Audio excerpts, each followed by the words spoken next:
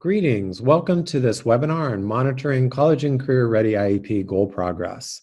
This is an overview webinar that will go along with our other resources on college and career ready IEPs on our CCR IEP webpage. Today, our speakers for the webinar are Barb Novak, literacy consultant on the literacy and mathematics team. Myself, Daniel Parker, I'm one of the assistant directors of special education on the special education team. Tim Pierenboom, our school psychology consultant on the Student Services Prevention and Wellness team. Michaela Smith, who is joining us as a guest speaker and a teacher in the field. And Paula Volpiansky, a technical writer on the special education team. Our learning objectives today are to develop IEP goals that can be reasonably monitored, as well as identifying procedures for measuring progress appropriate to the target skills and behaviors identified in the IEP goals.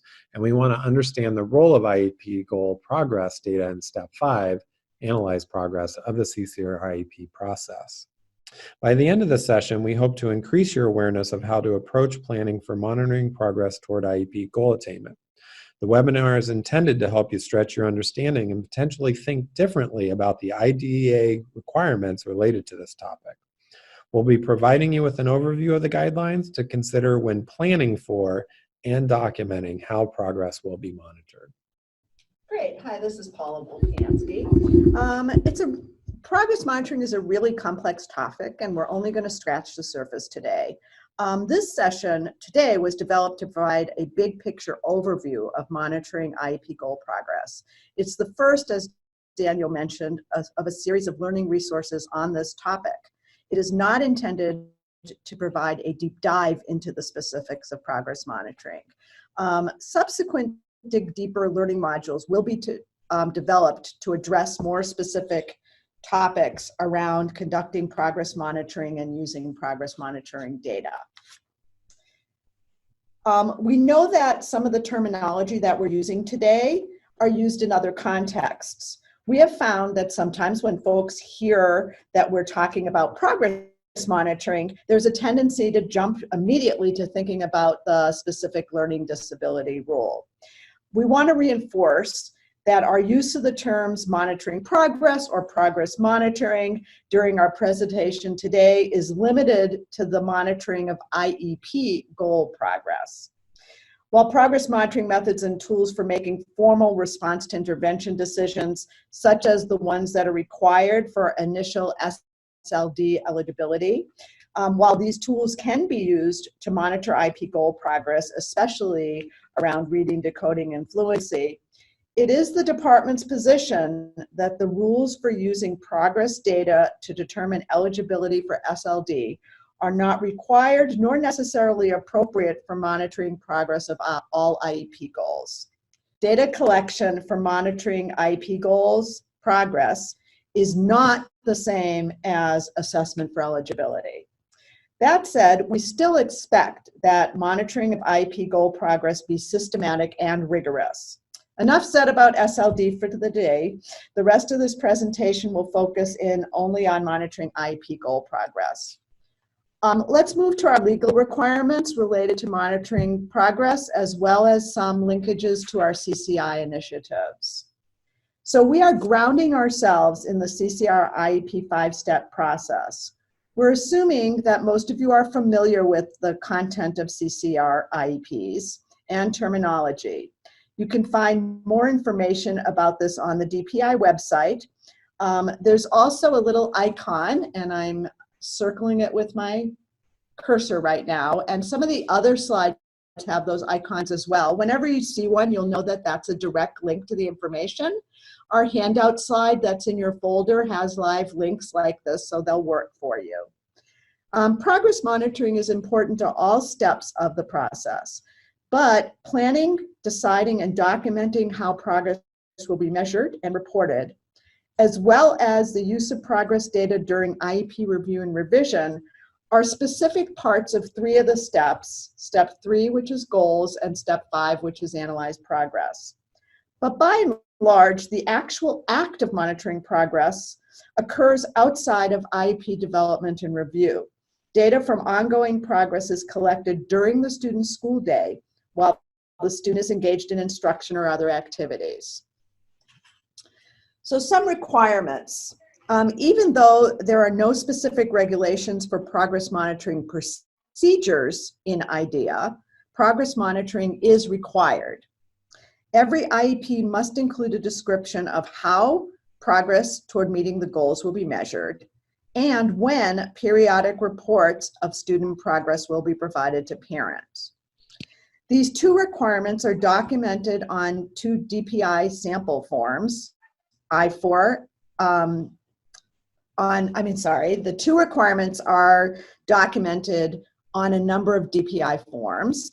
DPI form I-4 in the goals section, and the progress reporting reports are on I-5 and I-6 sample forms. Links to these forms are included in the resource section for you. IEP review is another requirement that uses progress data. At least annually, the IEP team must meet to formally review IEP goal progress and revise the IEP as appropriate in response. During the annual review, the IEP team uses information collected and already reported to the parents during the interim reviews and any other relevant information from other staff, general ed teachers, parents, to decide if IEP goals have been met and if the special education services and supports are effectively meeting student needs. However, if the student is not making sufficient progress upon interim review, ongoing review of progress monitoring, one should not wait for an annual review. Immediate action should be taken, such as adjusting teaching and support strategies, or if more significant changes are needed, such as the type, amount, or frequency of services, an IEP team meeting should be scheduled to review and revise the IEP. To meet its substantive obligation under the law, a school must offer an IEP that is reasonably calculated to enable the child to make progress.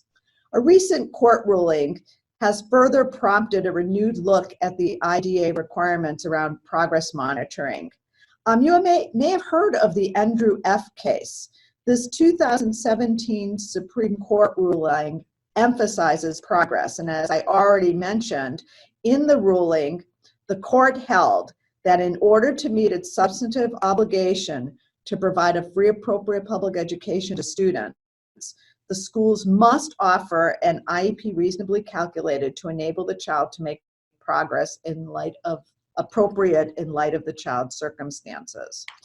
The court also rejected the merely more than minimus, which in real word means trivial, progress standard. Now, although the court didn't determine any one test for deciding what appropriate progress looks like for every child, the court decision means for us that IEP teams must implement policies, procedures, and practices related to measuring progress.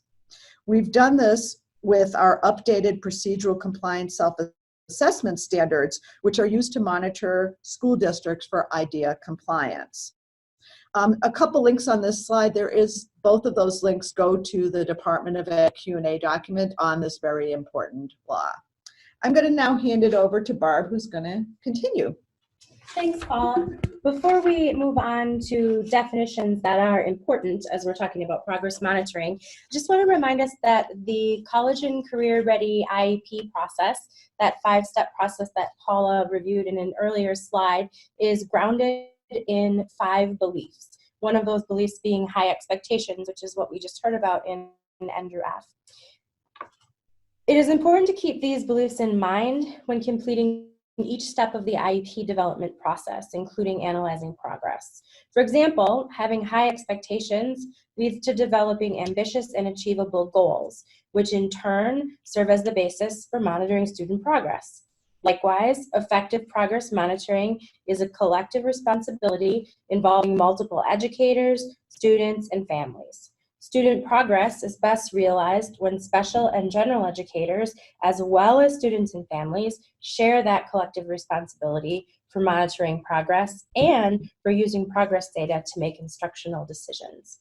For more information on these 5 beliefs, visit our CCR IEP resources page, there's a handout available. And again, there is an icon in the top right corner of the screen that you can use to directly access more information.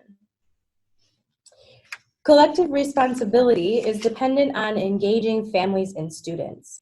Open two-way communication provides opportunities for families and students to share concerns, answer questions, and provide input during all stages of IEP development, implementation, and review, including planning for and conducting ongoing monitoring of student progress, when making decisions about whether progress is sufficient, and when considering what to do when progress is insufficient.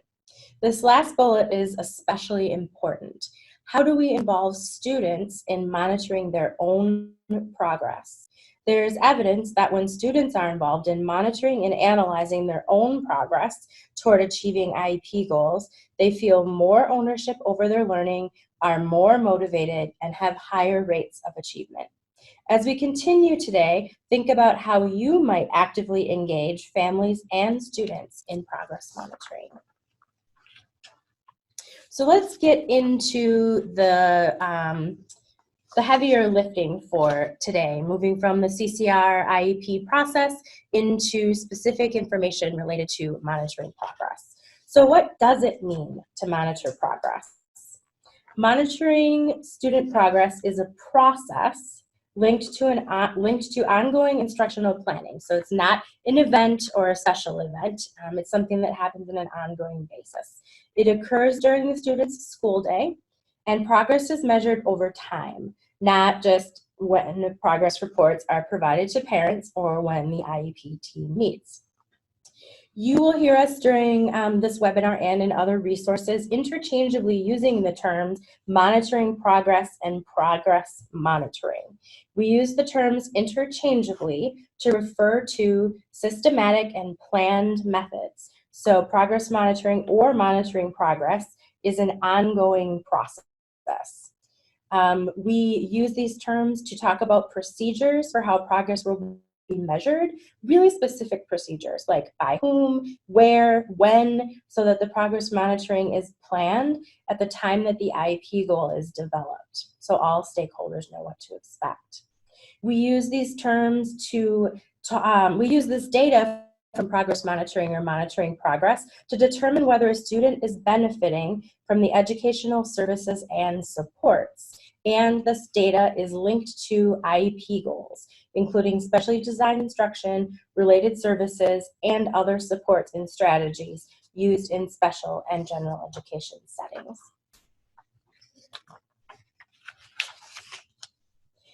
You now see a definition from the Wisconsin RTI Center Glossary and a definition from PI 1102. And these are additional information about progress monitoring. And as you review these, really think about how progress monitoring is directly linked to making decisions about the effectiveness of instruction and supports. We're not just collecting this data to comply with the legal requirements that Paula mentioned earlier. We're collecting this data so that we can ensure that students are making progress and make adjustments if they're not making the progress we expect.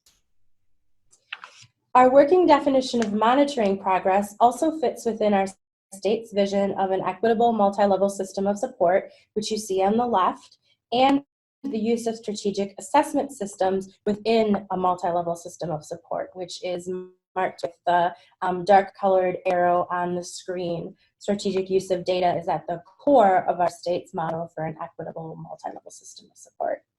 In addition, you can consider our state's strategic assessment system. It's a strategic assessment system is the word we use to think about all of the assessment in which an individual student is involved.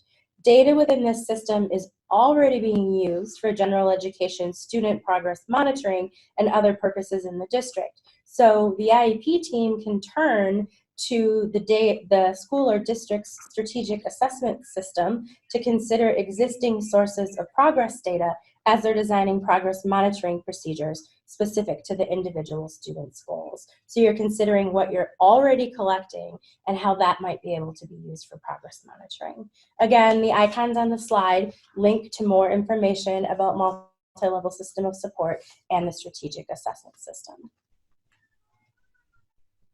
So one final point about definitions. Monitoring progress is not the same as screening, as the purposes are different. The purposes of screening listed on the left. The purpose of screening is to identify or predict the potential for poor outcomes. We use screening to identify students who may be at risk for not meeting general education standards and expectations. Most schools screen students for various risk factors, reading, math achievement, mental health, between 1 and 3 times per year. Students identified as at risk are usually provided with some level of general education intervention. The purpose of monitoring IEP goal progress is to measure growth, which is on the right-hand side of the slide. While both screening and progress monitoring tools should be technically sound and brief, which is shown in the middle of the screen, progress monitoring tools must be able to measure small changes in specific targeted student skills or behaviors related to individual student need. With respect to monitoring IEP goals, the progress data used to make ongoing adjustments to instruction and support is also used to make decisions about whether progress is sufficient and whether IEP services and supports are effective in addressing a student's disability-related needs. While the data uses for monitoring progress does have to be as rigorous as the data used to make eligibility decisions, the data used for progress monitoring, is more rigorous than the data used to make screening decisions. The important point is that the progress monitoring must be specific to the skills or behavior specified in the goal.